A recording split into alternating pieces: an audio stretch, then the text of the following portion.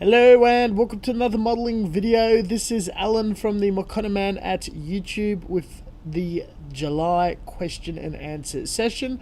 Last week I fielded a video looking for any sort of questions or shoutouts, and you guys delivered in the comment section, so we'll go through that.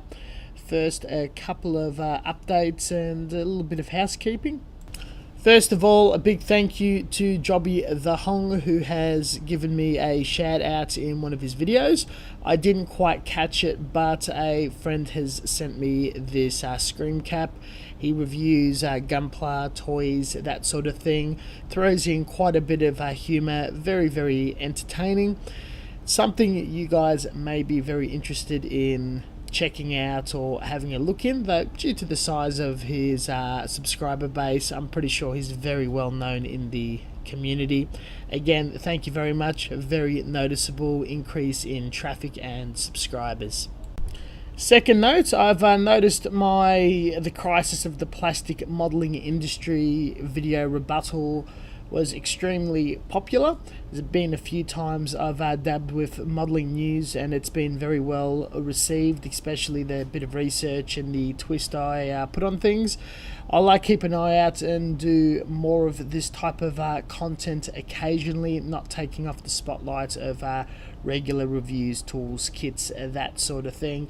If anyone ever notices something like this and thinks it'd be quite interesting, forward it to me and I'd be more than happy to cover it. The Salt Mines Garage Kit Injection Molding project is going extremely well. Post Model Expo, as reported, I've made budget.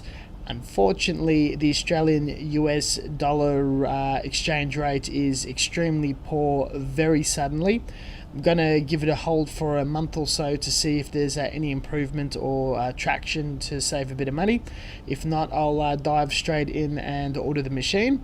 I have been hard at work in designing the mold trays, as well as going to start doing some CAD work in a few weeks' time. There's been a bit of research in between as well, so very hard at work at that. It's going to pick up traction as time goes on this year. Straight into the questions. What do you think of the new Figurize Labo Femina? What do I think of the new layering techniques Bandai has introduced with this kit? And do I think it has any future in mainstream gunpla mech model kits beyond the realistic flesh tone use? Thank you for any thoughts you might have on this. I was really hoping someone would ask this question.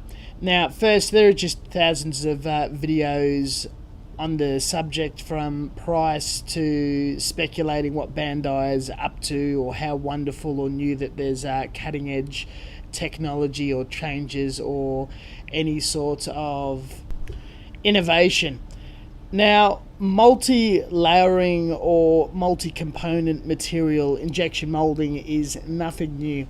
Though being semi-familiar with the Bandai process, having friends visit the factory before and being able to talk to Kawaguchi, some other staff and whatnot, they have a different approach to injection molding in the use of the material steel, doing absolutely everything in-house and practically having a custom machine. So to retool to adapt from their usual two-half injection molding or sliding molds is a big deal to Bandai.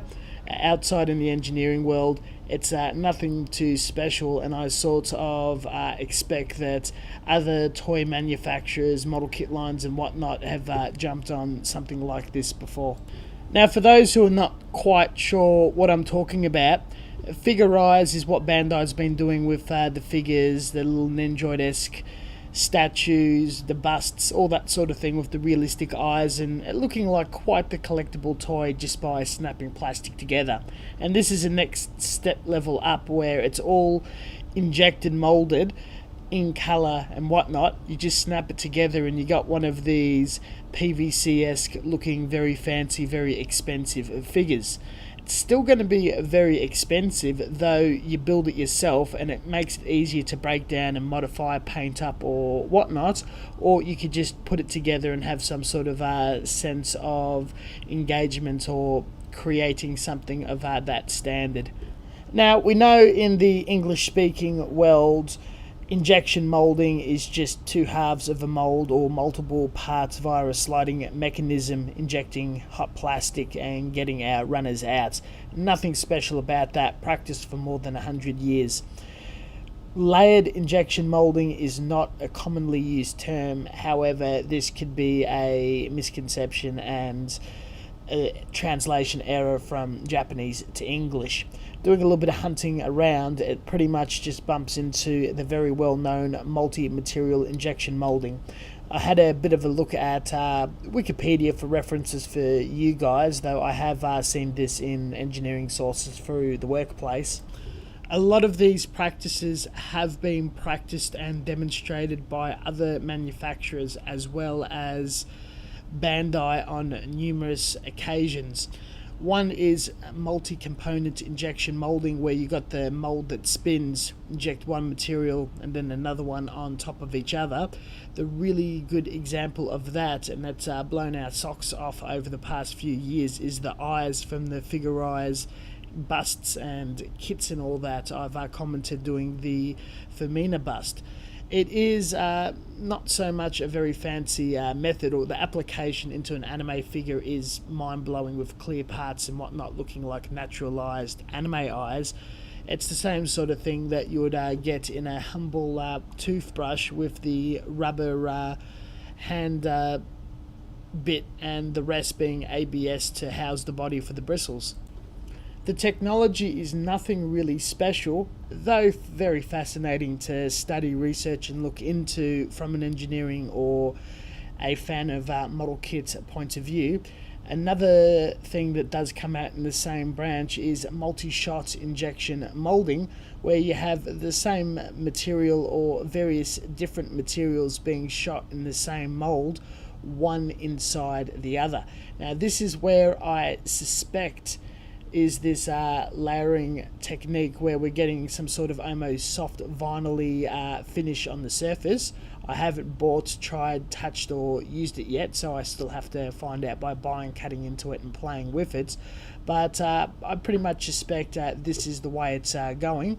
Or over molding, which is far more complicated and expensive, very possible with the product price, where one component's injected then the other one over on top after the first shot has hardened and matured using a different plate of the mold, where the multi-shot both are entering in a liquid state at the exact same time, one encapsulating the other. Extremely interesting stuff to research. As a bonus, and not surprising whatsoever among Bandai toy and model kits products, we have seen multiple material injection molding before, dating back all the way from 20 years ago with the F91 no-grade range of 1/100, 1/60 scale Gundam kits, where multiple colours were injected in the same runner, or parts that you could cut out, snap together, and it's practically pre-colored, no masking, no painting, giving you that very authentic, very interesting toy look, and having full color separation yet ease of snapping and cutting it together. Back then, this was an absolute huge selling gimmick, very collectible, did hit off with the hobby media magazines, all that sort of thing. And today we're taken back again, where a new application, way of cutting the models and a way of selling these gimmicks to us. And it's definitely working. We're all hooking on, jumping on. In the way of how it's going to impact the hobby in the future, with the price tag of the figure, if it sells very well, they recoup their costs for all the tooling, machining, the setting up the injection molders and all that sort of thing. We could probably see more Bandai loved characters coming out and being turned into figures in and out of the Sunrise universe, though I can't see how the texture will impact the mecha robot side of things where they try to go at a cheaper route with high grade. John asks, what's the secret to Pledge Future? Whenever I try to airbrush it, it comes out either pulling or orange peeling. I've tried adjusting the pressure, the distance, but nothing seems to change. I have similar problems with gloss paints in general. What am I doing wrong? Is there a more user-friendly alternative to Pledge? I just need a simple gloss coat protecting paint, decals, weathering, etc. Thank you. Pledge acts and reacts very different to other clear finishes. It's attractive to some people due to its price, accessibility in the US, where others purely from just its behavior and ability to dry over very long periods of time, as well as being acrylic and whatnot. It dries very slow and has a tendency of self-leveling, yet it is extremely thin, and the sheen is not so shiny in the first layer. It's a product that you add over many layers, allowing each layer sufficient time to dry. Applying too heavily, too thickly definitely makes it pulls and creates all sorts of problems for people that are looking for a very water wet look sheen to their finish. If you're looking for the maximum gloss finish, you're probably best off using a different product like Tamiya or any of the other alcohol based acrylics. Dries very quickly, or a lacquer that dries even quicker. In the way that you're getting that sandy orange peel look, if you're going for a very shiny finish, it's all about polishing and the preparation from the base bare plastic, primer and colouring. Every layer of colour you do, and if you are orange peeling, you need to treat each layer with a clear and a sufficient amount of polishing or rubbing up with a 1-2000 grit sandpaper. The reason why it's coming out orange peeled and Future doesn't really do that, it's catching on all the jagged, edged, built up sandy finish, reflecting it and showing you where there's a base problem that needs to be polished.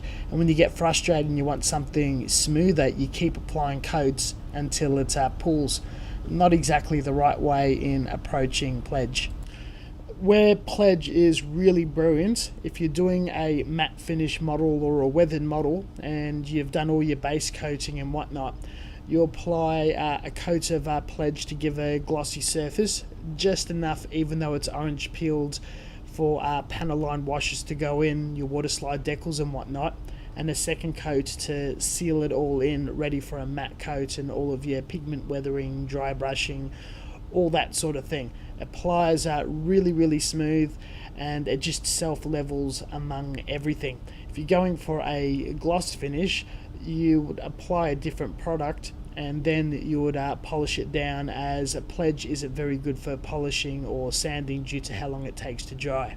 This is where an acrylic or a lacquer comes into play, but your final few coats after the polishing, Pledge would be quite nice, as it does have an intense sheen sitting on top of other gloss. For a further understanding in layering a paint, surface preparation, orange peel, all that sort of thing, I have a theory video, Airbrush, what is overspray, how can it affect your work, and that video also has more resources on orange peel, airbrushing, all that sort of thing. Have a look at that video. Change your perspective and understanding of what you're exactly doing, and have a rethink that is Pledge the appropriate product, or do you need to use something else. I would not necessarily throw out your Pledge. It is not the best product for some jobs, but for others it's pretty handy. Maybe it's time to do a little more surface preparation as well as sample another product. Hi, I have some questions regarding painting with my airbrush. 1. Do you have any preferred colours to use when painting in a frame? I'm using Tamiya acrylic and Vallejo. I'm also not sure what kind of colour to buy. When I tried to do pre-shading on my model, on the black lines were very thick and I have a lot of small dots around it. Should I use a high small PSI, less thin paint, or something different? I just want small shading on edges. 3. When highlighting, should I use standard color as a base and then spray standard color plus white in the middle, or should I darken the base paint with black first and then spray color on in the middle? Thanks. Cheers. How you going? To answer your first question, first coming from a preference, I'd like to use the strongest or the hardest cured paint as an inner frame. You've got moving parts on top of each other, sliding armor on and off on top of that. Either the resin acrylic, Tamir, that sort of thing, or lacquers if you're okay with the fumes and the toxicity and all that sort of stuff. I would generally avoid Vallejo. I do understand people do like it with proper use and treatment and all that sort of thing. It can be a pretty good paint. I personally don't have any good experiences with it though. Lacquers are my to-go. Fairly scratch resistant with the correct amount of time passes to cure. And that's the easiest paints to airbrush at a lower PSI and 50-50 thinner. In the way of colours to use, Mr. Colour has a very good range of predetermined Gundam colours. MS Grey and all that is quite nice. German Grey from any military range or any paint range looks very good as a undercolour. If you're going down the route of metallics, my absolute favourite is Mr. Hobby Burnt Iron. Metallic black is also quite lovely as it's got a slight tinge of reds to it. And lastly, gunmetal is very, very appealing as well. Playing with a mixture of all of those and a black wash or the flat colours are a pretty nice combination. Sometimes I also like to give the outer armour look a matte look as it's, getting battered and bruised and damaged, and the inner frame that's exposed a gloss looks. It's the polished shiny machines and it's the parts that gets maintained and looked after the most.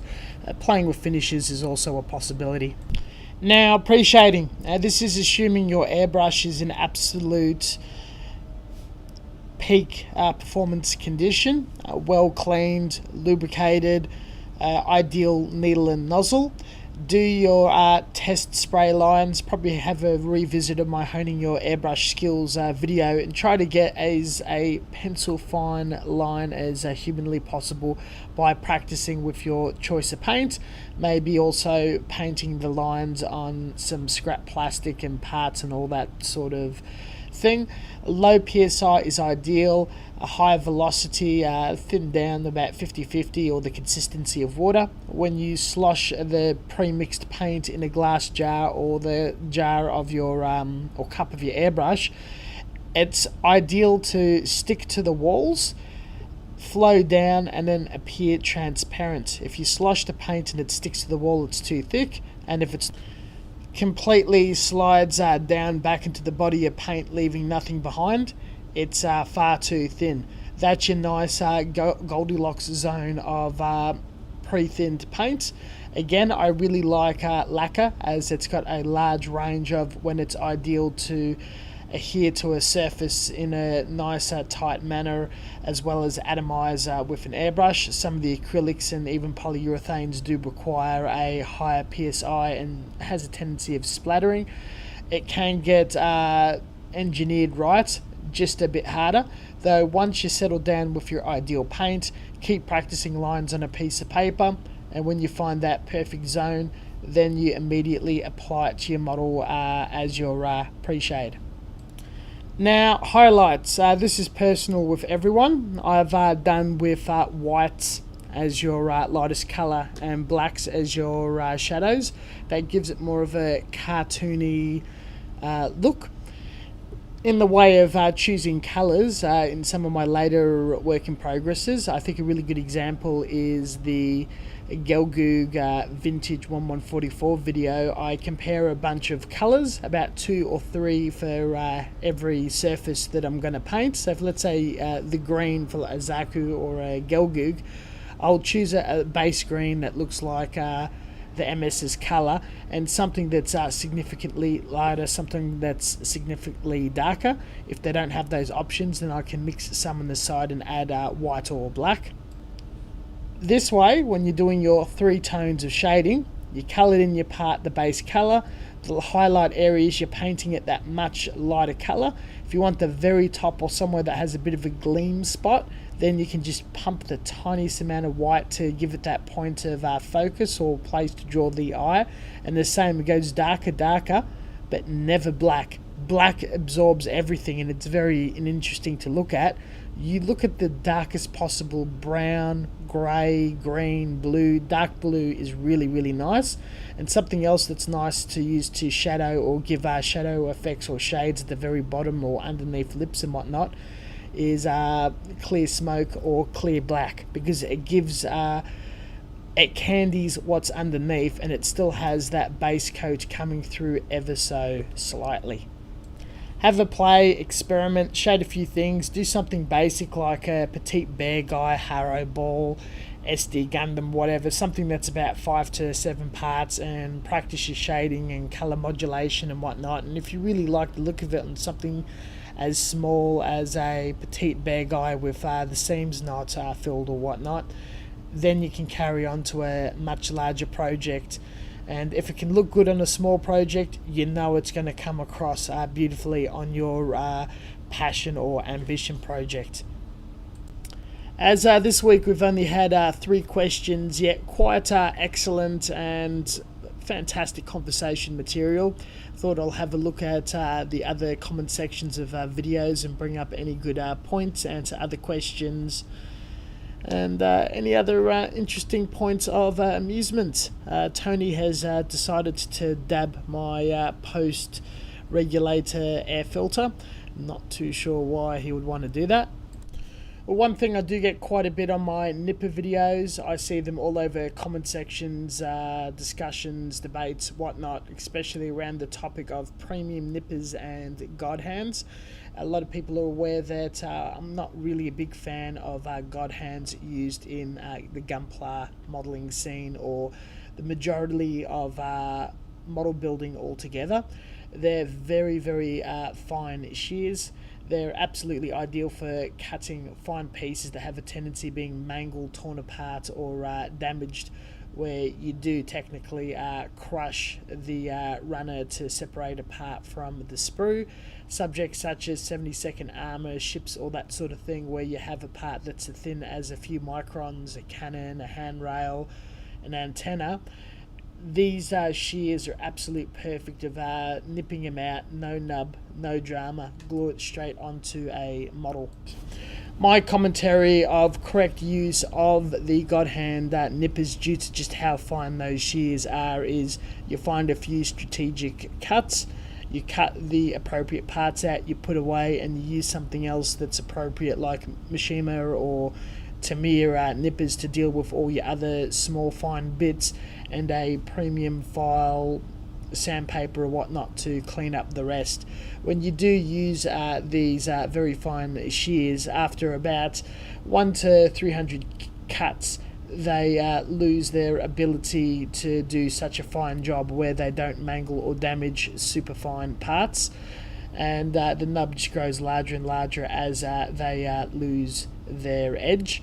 Now, people talk about sharpening them or polishing them or whatnot, and I had a look around for any tutorial advice or whatnot from various message boards, forums, social media groups, and I have seen absolutely no evidence of anyone actually polishing and sharpening their nippers.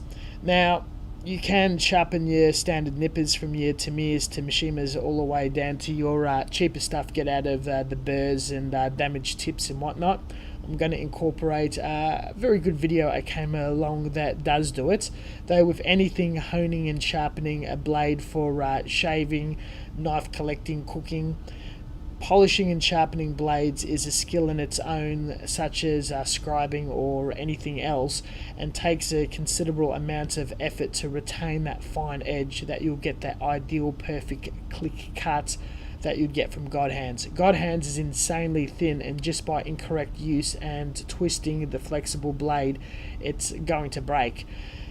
I can believe polishing and fixing any other blade, but it's just not worth fixing god hand. The absolute most important factor to consider when you're sharpening anything such as blade, scissors or whatnot is removing as little material as possible to retain that edge.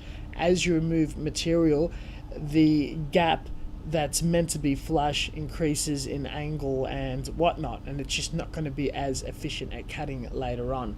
Now, what I do suggest with any sort of nippers, your machiners or your tamirs, as they lose their edge, and you can choose to sharpen them or not, is completely up to you, it's still not going to be an absolute ideal cut. Later on in life, when they're worn, they're good for all your general cuts and modifying and cutting things that are inappropriately thick and whatnot, and then you keep your new set just for those strategic important cuts. Now, this is an absolute brilliant comment left on one of my Honing Your Airbrush Skills video, where the nozzle and other components where the O-ring is broken, damaged, is resealed using beeswax, which is a pretty clever technique. What this gentleman recommends is, as you've applied and heated up the beeswax around the seal, using the flame of a lighter to melt it, letting it seep into all the nooks and crannies it needs to get into, as well as all the excess just dripping off. I have tested it, verified it, worked really well. I'm going to demonstrate it the next time I do a general airbrush maintenance video update thing. Though I thought I should just throw it out there and highlight that this tip is just absolutely fantastic. And kudos to you, sir, for sharing it with us all. I'm more than happy to engage criticism, especially when it's reoccurring in the channel or comment form. Not a big fan of running away from things unless they're just absolutely uncalled for or ridiculous. Though there are some things that I've unchanged and the same going in the way that I've been doing things since I've opened the channel and decided that I've got the approach of more being an archivist than an entertainer. And as I don't particularly enjoy the process of editing or creating the videos, love the modeling, love the filming, and especially the commentary, I do hope that it informs as well as people get a joy or entertained listening and consuming the content. Though the majority of the videos I put out are just basic slideshows of decently quality pictures showcasing pieces being worked at, events, and the finished model. However, the times I do need to demonstrate something in motion, be it a model spinning around, airbrushing, building process, or cutting something, I do have to film it, and I've been using the same camcorder since I started the channel about 8-9 years ago. Earlier this year it did fail. I replaced it with a high definition one and ended up needing to dial it back to 480p. Didn't work out, so I bought another camera just like the original one that failed off eBay, and I'm fairly happy with the results that it's putting out. I may upgrade in the future, though not a big fan of change. Not ideal for me to buy hard drives, upgrade the operating system, get proper editing software, and double or triple the time to edit a video for the case of entertainment, where I could be working on something that's far more obscure. In response to people wishing that I had better quality footage in the case of entertainment and being compatible with their equipment, I do apologise that the viewing experience isn't ideal for you. Unfortunately, I do not desire at this point in time to change or update due to the amount of input I put into this aspect of the hobby, equal with the rewards that are reaped. Sometime in the future it will have to change, but it's not going to happen in the while in the pipelines. I hope you could definitely understand with that.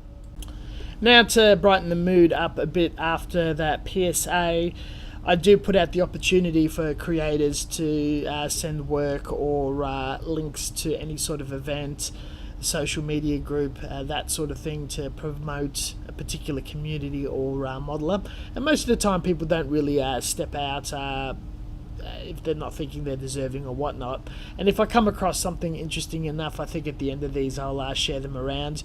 This really stopped me in my tracks when I came across social media and searched around for the source, which is on Twitter. The modeler is not English native speaking, though the pictures of the finished models and the work in progress speaks enough of the process, inspiration, effect, all that sort of thing. Absolutely in love with this ma.k piece. The Twitter link to follow and look at further works is there. Definitely worth checking out.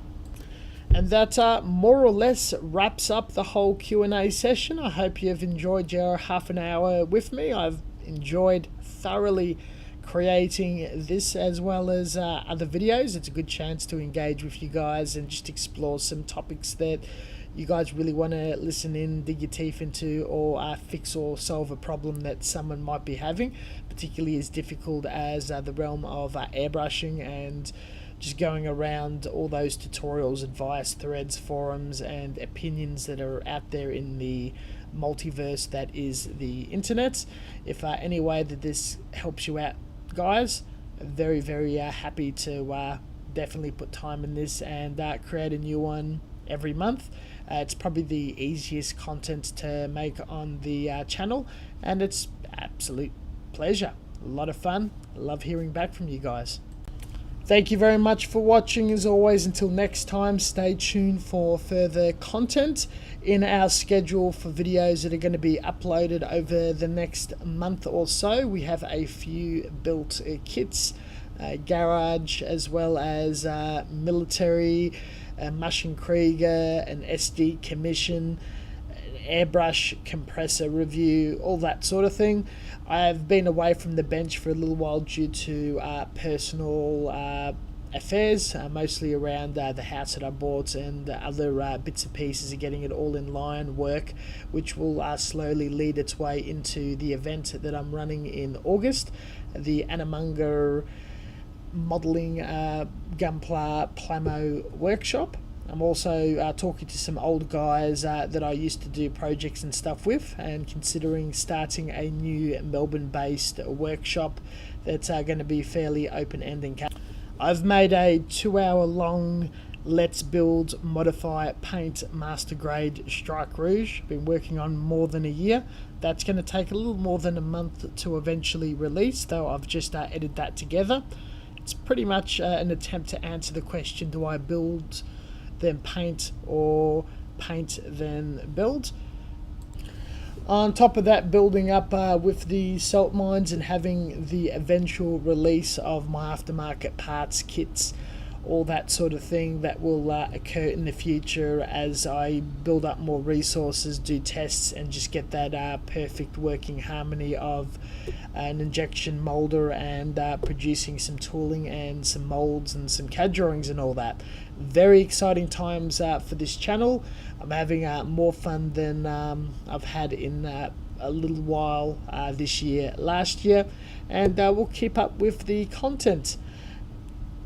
Feel free to drop a line. I'm very happy to talk to people on Facebook as well as here.